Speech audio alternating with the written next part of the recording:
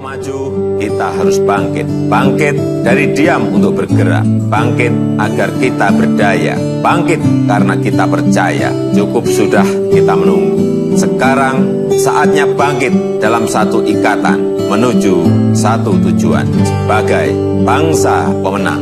Indonesia 20 Mei 2014. Joko Widodo.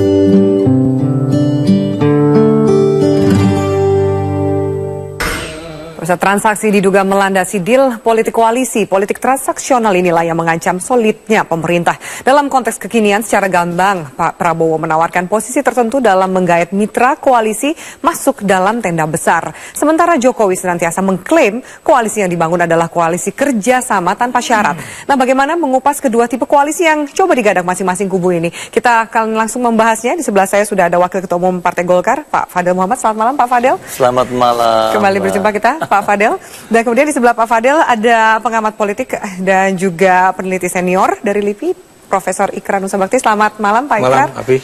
Dan di luar studio rupanya bergabung ada Sekjen PDI Perjuangan, Mas Cahyo Kumolo. Selamat malam, Mas Cahyo. Malam, Mbak Afi. Ya. Baik, Mas Cahyo dan Mas Ikrar, kita akan tanya dulu langsung. Sebelah saya sudah ada Pak Fadel. Pak Fadel, tadi statement Anda saya kutip kembali, Golkar mendapatkan sejumlah kursi di pemerintahan nantinya. Bahkan untuk ARB sendiri, Ketua Umum Anda, ada jabatan kunci membantu Presiden Wakil Presiden. Seperti apa sih, seberapa wahnya gitu mendapatkan sejumlah kursi? Posisinya berapa atau bisa Anda jelaskan lebih jauh? Ya, tentunya dalam politik ini, Evi, tidak mungkin kita bikin kerjasama atau koalisi ya tanpa syarat gitu. Ikut aja. Anda kalau enggak, tidak mungkin. Ya, bagaimana? Karena politik itu kan harus ada kamu dapat apa, saya dapat apa. Apa yang kamu kerjakan, apa yang saya kerjakan. Mesti ada suatu konsekuensi logis dalam kerjasama tadi. Kalau tidak ada sama sekali kan sulit. Nah, kita berusaha agar bisa ada kerjasama dengan partai-partai yang lain.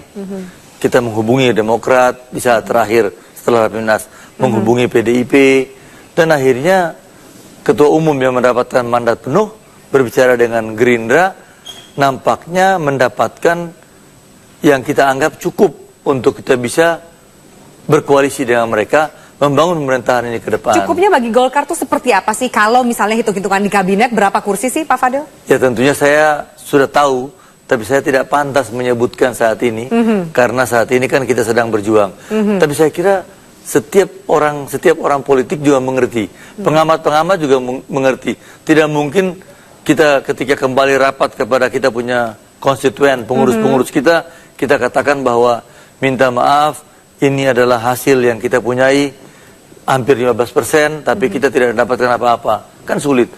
Tapi ketika kita kumpul, teman-teman, kita katakan, saudara sekalian, kita tidak mendapatkan ini, mendapatkan sesuatu kursi begini, malah peran lebih besar. Dan beliau katakan tadi, Pak Prabowo katakan dengan terbuka, malah diberi peran yang besar, dan seakan-akan ada tiga orang yang besar, Presiden, Wakil Presiden, dan beliau katakan tadi jabatan kunci, Senior Minister. Ya seperti Menteri Utama.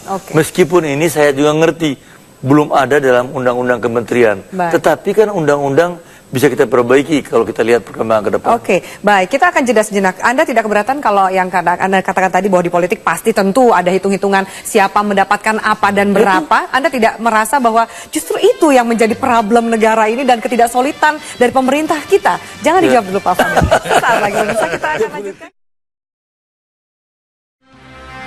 Baik, pemirsa, menyambung tadi statement dari Pak Fadel Muhammad di sebelah saya mengatakan bahwa ini namanya juga politik, tentu ada kalkulasi siapa dapat berapa dan mendapatkan apa gitu. Dan saya akan langsung ke Mas Cahyo Kumolo. Mas Cahyo, Anda PDIP dan koalisinya termasuk Jokowi sebagai capres juga menggadang koalisi tanpa syarat seperti itu. Bagaimana menjawab keraguan ini bahwa tidak mungkin lah di politik itu nggak ada yang abadi kecuali kepentingan? Silakan Mas Cahyo. Yang pertama, Capres PDI Perjuangan itu menawarkan kepada Nasdem, kepada PKB, kepada Hanura, termasuk kepada Ketua Umum Golkar yang sebelum ketemu dengan Ibu Megawati sudah ketemu dengan saya sebagai Sekjen dan Ketua DPP Mbak Puan Maharani, bahwa prinsipnya mau apakah tidak membangun sistem pemerintahan presidensial yang kuat, yang solid, dalam kerangka bargainingnya untuk meningkatkan kesejahteraan rakyat dalam setiap keputusan politik pembangunan pemerintah. Ya. Jadi ini yang kita kedepankan, bukan baru ketemu bicara jatah saya apa, porsi saya apa, kan kasihan rakyat dong. Padahal kita mengabdi, merebut kekuasaan secara politik, secara demokratis ini untuk kepentingan masyarakat. Itu intinya sebenarnya. Iya. Pak, Pak Cahyo juga alasannya adalah iya, tapi melihat dari perolehan Golkar sendiri dalam pemilu legislatif kan juga peraih suara terbanyak kedua. Tentu mereka juga punya harga tawar sendiri dalam perpolitikan ini. Bagaimana tanggapan Anda? Begini ya, saya kira sedikit saya jelaskan mundur. Pertemuan pertama Pak Joko Widodo, capres kami dengan Pak Ical di kantor Golkar, jelas Pak Ical menyampaikan, saya sebagai capres, Pak Joko Widodo sebagai capres PDI Perjuangan, tidak mungkin merubah haluan menjadi cawapres. Mari kita bersaing, siapa nanti yang menang akan membangun komunikasi yang efektif di parlemen maupun di pemerintahan. Pertemuan kedua, Pak Ical mengunjungi Pak Jokowi sama. Pertemuan dengan kami jelaskan, termasuk 2 kali pertemuan dengan Ibu Megawati Soekarno Putri yang akhirnya tidak ada kata sepakat. Ya sudah, kan kami tidak bisa memaksakan diri, kami juga tidak bisa menawarkan apa yang menjadi keinginan teman-teman dari Golkar. Itu aja saya kira. Baik. Masih sedikit saja. Kita membahas dari 2 tipe koalisi ini. Ada masing-masing konsekuensinya. Mungkin juga secara kalkulasi media juga sudah mulai menghitung jumlah kursi dari koalisi Gerindra dan juga kursi dari koalisi PDIP. Bagaimana Anda melihat ini? Tenda besar atau juga koalisi ramping tanpa syarat yang digadang 2 tipe ini? Ya gini, jadi yang namanya politik itu kan memang the exercise of power ya. The exercise of power itu bisa by force, bisa by persuasion, bisa juga by construction of incentive. Jadi yang ditawarkan oleh Abu Rizal Bakri kepada Golkar itu kan selain juga yang namanya persuasion, tapi juga construction of incentive. Jadi dia membangun insentif. Politik juga memang who gets what, when and how. Siapa mendapatkan apa, kapan dan bagaimana. Jadi bagaimana caranya ya. Nah buat saya ya itu yang namanya koalisi tenda besar itu, maaf ya. Itu tenda besar itu kalau banyak orangnya nanti kena angin ribut juga nanti bisa rubuh juga. Orangnya juga akan terlalu penuh, dia juga akan ribut juga ya. Kenapa demikian ya? Karena koalisi ini bukan suatu koalisi permanen. Ya, bukan suatu koalisi permanen. Saya beri contoh misalnya antara Liberal Party di Australia ya, Australian Liberal Party dengan misalnya Australian National Party misalnya kan, itu permanen dari dulu nggak pernah pisah. Dan karena nggak pernah pisah, dia nggak pernah ngomongin lo dapat apa, gue dapat apa gitu. Jadi selalu bersama gitu ya. Ada kalau karena ini memang kita menggunakan sistem presidensial dengan jamak party atau multi party, itu yang kemudian menyebabkan partai itu bisa seperti roda-roda gila ya, bisa ke sana, bisa ke sini, pokoknya tergantung kepada kepentingan apa yang kemudian bisa mereka dapatkan. Baik, gitu. Mungkinkah kemudian ketika Anda katakan juga tadi semua juga politik ada hitungannya, mungkinkah bisa berjalan koalisi yang coba ditawarkan oleh PDIP ini, koalisi tanpa syarat, menguatkan sistem presidensial? Kalau menurut saya bisa-bisa saja ya, karena memang dia ini ingin membangun satu sistem baru ya, walaupun bukan mustahil, di belakang itu nantinya kalau kemudian sudah ada kesepakatan, itu pasti akan ada deal-deal politik ketika koalisi ini sudah menang. Gitu. Jadi itu. Jadi buat saya pasti bukan tidak mungkin ada itu akan jatah-jatah itu ada. Cuma persoalannya jangan ngomongin saya dapat apa dulu. Di awal, baik. Pertanyaan kita akan lanjutkan sesaat lagi. Apakah kemudian menang adalah harga mati bagi kedua yang tengah bersaing untuk menjadi pemimpin yang baru bagi Indonesia ini? Apakah kemudian ada perbedaan treatment antara yang bergabung saat ini dengan yang bergabung belakangan? Nanti akan saya jawab. Sesaat lagi. Baik, langsung saya ke Mas Cahyo Kumolo. Mas Cahyo masih bersama kami? Ya. Iya, Pak. Mas Cahyo silakan dijawab tadi statement dari Mas Ikrar dan juga pertanyaan saya. Apakah kemudian akan ada perbedaan treatment setelah yang bergabung koalisi sekarang atau nanti? Bagaimana menurut Anda?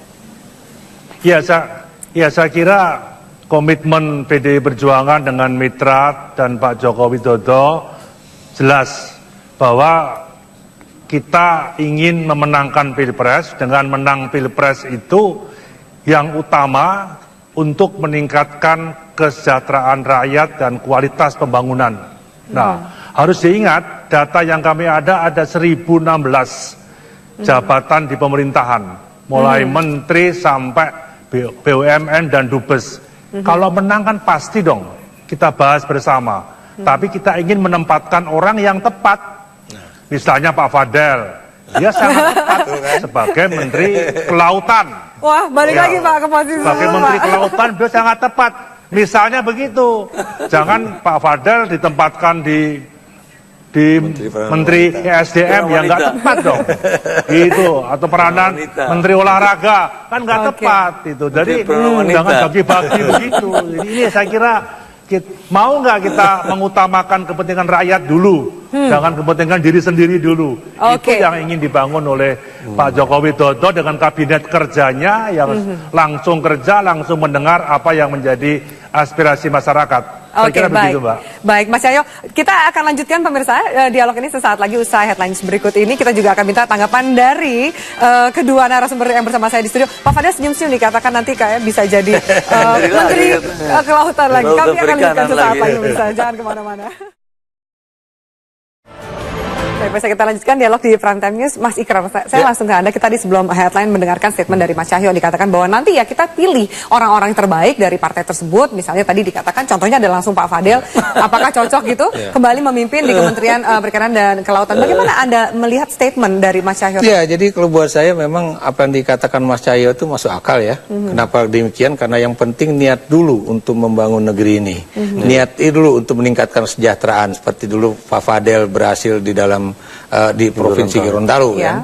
Nah, setelah niat itu terbentuk dan kemudian menang, baru dibentuklah kesepakatan untuk membentuk Zakon Kabinet. Zakon Kabinet ini bukan murni orang-orang profesional non partai, bisa saja orang-orang profesional berasal dari partai seperti misalnya Bang Fadel Muhammad ya. Kenapa demikian? Karena tidak sedikit orang-orang profesional juga yang berasal dari partai-partai politik, tapi bukan karena jabatan dia sebagai sekjen partai ataupun ketua umum partai atau ketua DPP, kemudian dia otomatis menjadi menteri, bukan itu gitu. Oke, baik. Kalau saya lihat ke Golkar, sebenarnya enak juga ya permainan dari Golkar ini. Satu, kemudian ada juga porsi kekuasaan jika ada JK yang menjadi cawapres dari Jokowi. Seperti itu. Sementara memang keputusan dari Abu Rizal Bakri adalah mendukung Prabowo. Dan Merah Putih, Koalisi Merah Putih. Koalisi Merah Putih. Hanya dua kandidat yang maju. Bagaimana Anda melihat ini?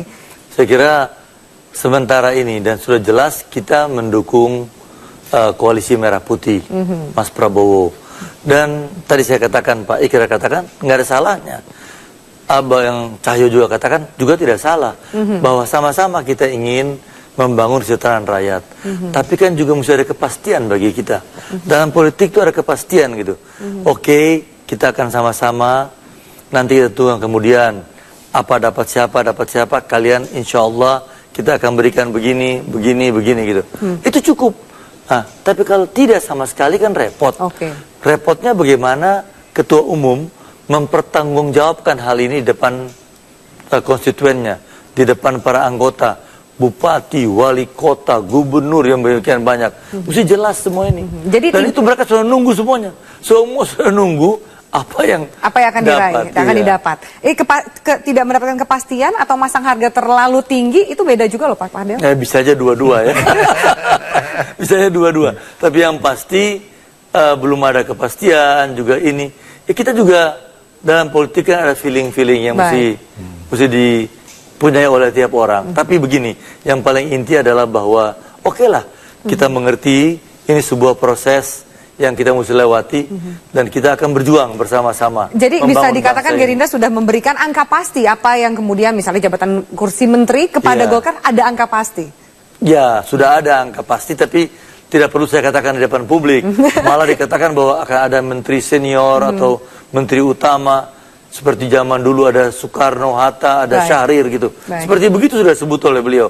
Nah ini kan sudah diungkapkan oleh beliau di depan publik. Paling tidak kan membuat kepastian kepada para kader-kader Golkar di daerah. Yang mana kita tahu bahwa di politik itu tidak ada yang pasti ya Pak Fadel ya. Betul.